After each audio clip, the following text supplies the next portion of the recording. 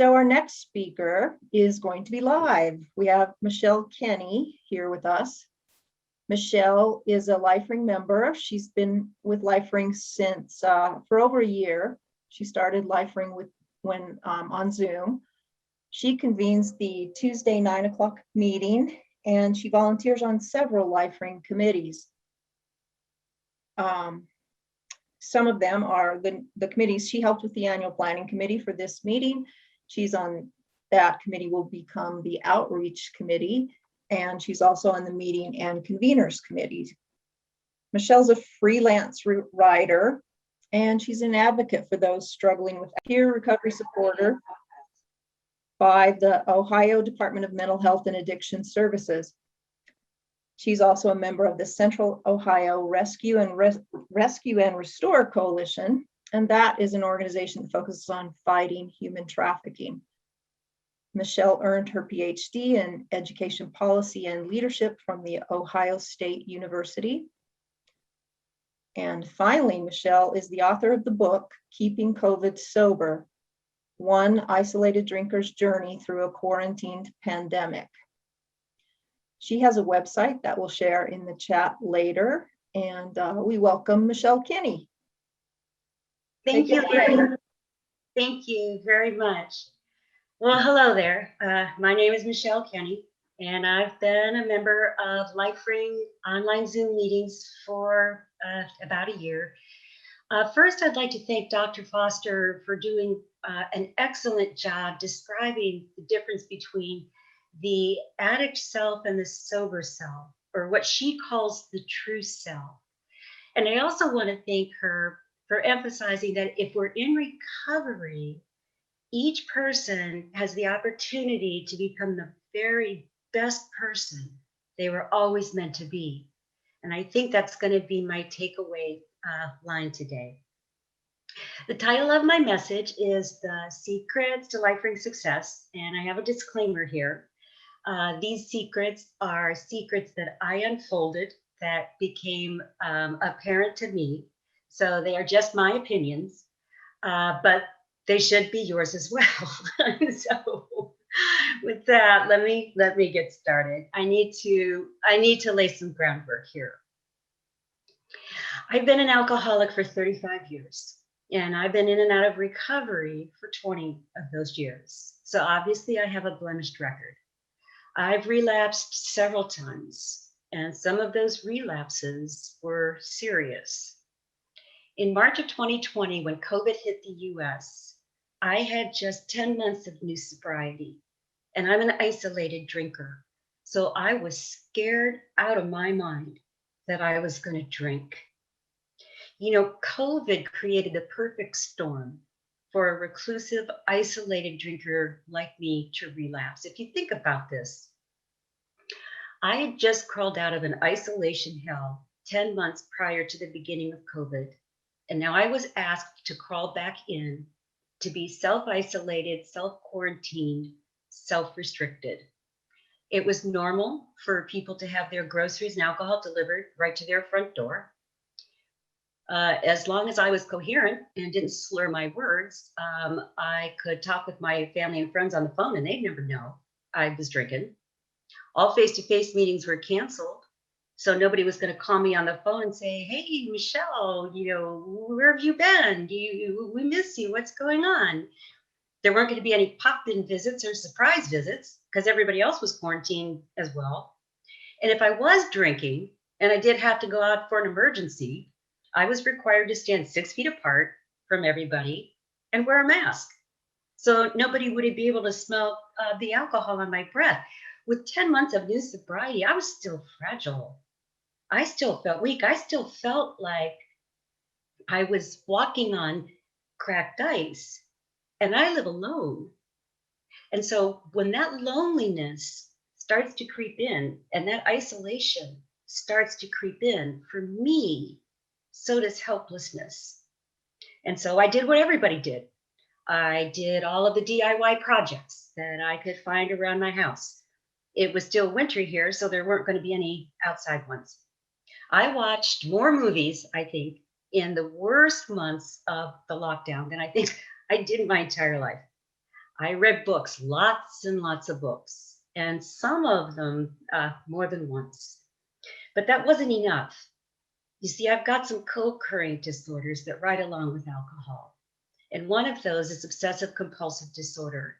So it really takes a lot of hard work for me to refocus my thoughts from drinking and triggers to healthier ones. So I had the news on all the time. I got those 1,000-piece jigsaw puzzles that were hiding in the closet out and started doing those. Got caught up on all my Netflix series. And that wasn't enough either. So I started journaling. And I'm not particularly fond of journaling. I'm still not particularly fond of it, but it was something to do besides reading, watching, and listening.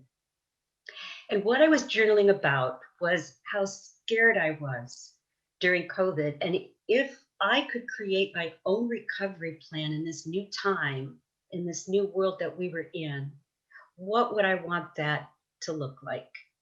But that wasn't enough either.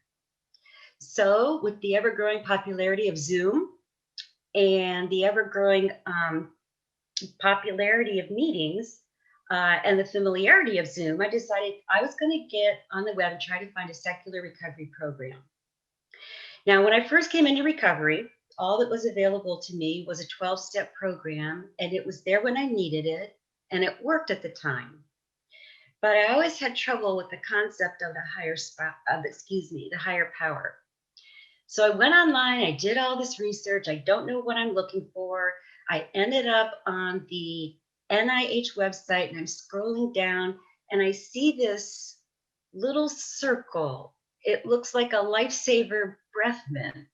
And I'm looking at that going, what is that? What is that? Oh, it's a life preserver.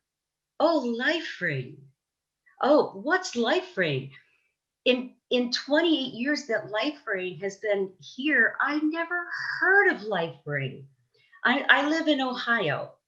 In all the treatment centers and all the IOPs and all of the group therapy and all of the individual counseling sessions, nobody ever once said, there's this organization out there called LifeRing. So I decided to go to a meeting. And I'll never forget my first meeting with Zoom. I was in awe. Here were these people from all over the country that were speaking the same language that I speak. And, predominantly in California, because that's where LifeRing was founded. But I was looking at and listening to these people from like Montana and Colorado and Texas and Florida and Connecticut and Wisconsin. And I couldn't believe that no matter what state these people were from, no matter what part of the country these people were from, they shared the same language that I did. Not only that, but as I attended more LifeRing meetings, I began to attend meetings in other countries. I've attended meetings in Canada.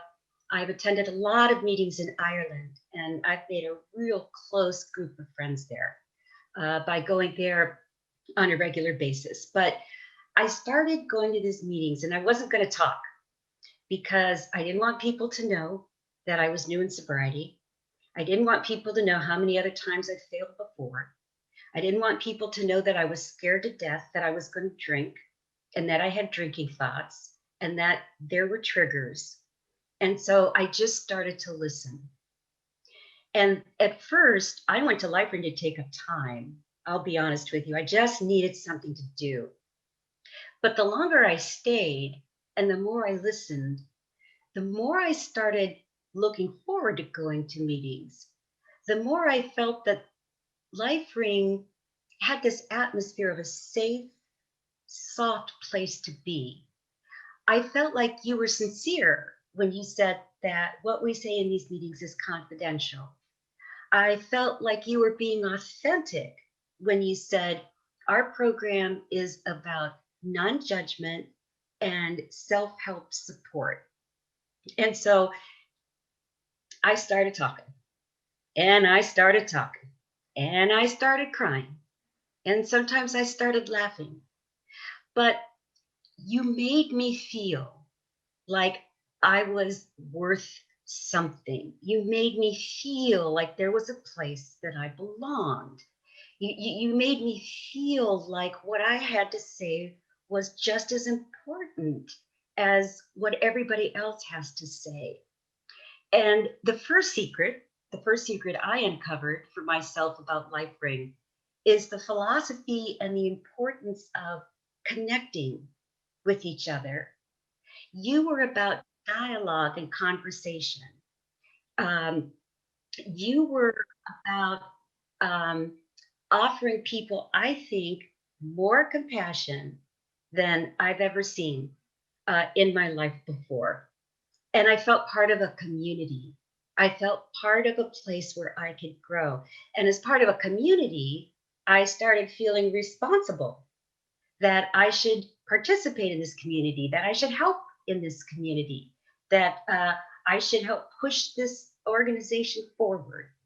So I became very passionate about LifeRing, very passionate. Uh, as Lorraine said, I started convening and I convened the Tuesday morning 9 a.m. meeting. It's a topic meeting. I started donating when I could. I started going to the monthly board meetings that were open to the public. I wanted to find out what was going on behind the scenes with LifeRing and what LifeRing's future was looking like in a post-COVID world. I started volunteering on committees. As Lorraine said, I volunteered on this committee to put this conference together. I'm a member of the Meetings and Conveners Committee. I'm a member of the Outreach Committee. And the reason I did that is because I wanted to pay forward what you've given me.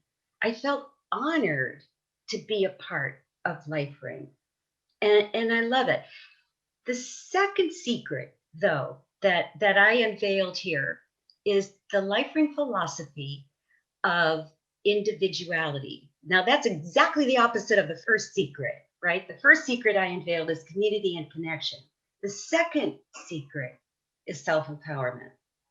I love the philosophy that what LifeRing said was each of us has within us the power to create or define or develop whatever word you want to use, that in ourselves, what recovery means to us, our individual lives, our individual goals, the things that we were facing, and that your recovery program or wherever you were in recovery wasn't necessarily the same place that I was, and that was okay. There was no prescriptive program here. I didn't have to go through any building blocks. I didn't have to jump through any hoops.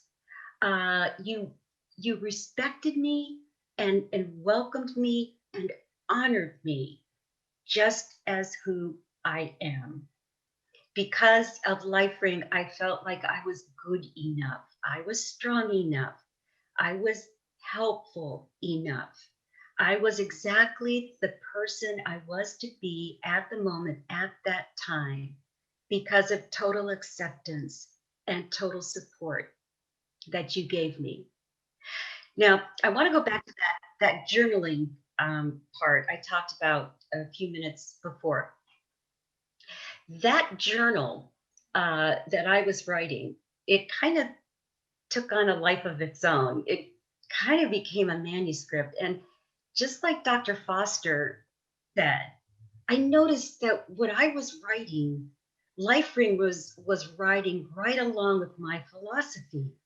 I was talking about the importance of a community in a post-COVID world and how we needed each other now more than ever, and how we needed to make connections to support each other. I was writing about coping methods that I was using to stay sober that weren't the natural textbook clinical coping methods or what I call survival strategies that were out there that were working for me. And so I decided I wanted other people to hear this message. I wanted other people to know about LifeRing, even though I didn't ever even need to mention their name. So I published that manuscript and I published it as a book, as Lorraine had alluded to earlier. And the title of the book is Keeping COVID Sober, One Isolated Drinker's Journey Through a Quarantine Pandemic. And when I finished publishing that book, and when the COVID restrictions were being lifted, I have to give LifeRing a lot of credit, because in a couple of days, I'll have 2 years of uninterrupted sobriety. And I owe that more to LifeRing, I think, as part of my recovery than anything else. So I'm going to continue with LifeRing. I'm going to continue with my work. I'm going to continue to be here because I believe so strongly that LifeRing has a place in the universal world of recovery. So thank you for letting me share my passionate voice about LifeRing, and I'll just leave it there. Thank you.